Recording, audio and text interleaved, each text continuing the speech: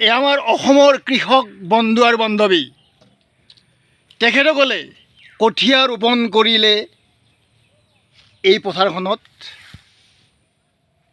ঠিক কিছু সময়ৰ আগতে এতিয়া লাঞ্চ টাইম এখেতসকলৰ এই লাঞ্চ টাইমত এই গছৰ তলত এনেকৈ বহি তেওঁলোকে ভাত খাবলৈ ল'লে আৰু দিগন্তই অলৰেডি বিতৰণ কৰি আছে।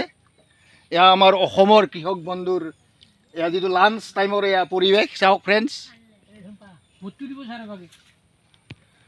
মানে বহুত দ ঠাইত কঠীয়া ৰোপণ কৰি মানে আপোনালোকৰ কেনেকুৱা লাগিছে?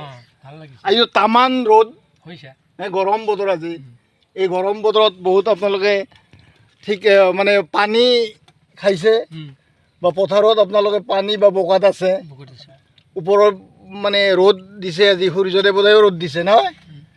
এনেকুৱা অৱস্থাত আপোনালোকে এতিয়া ভোক লাগিছে লাঞ্চ টাইম।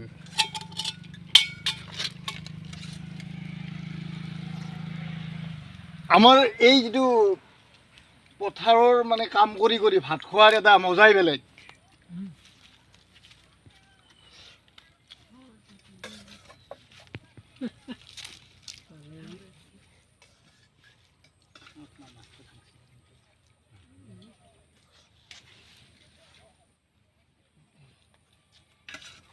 আৰু পথাৰত কাম কৰিলে মানে যথেষ্ট শক্তি হয়, আৰু যদিও গৰম বেছি, গৰমে শক্তিটো আনে।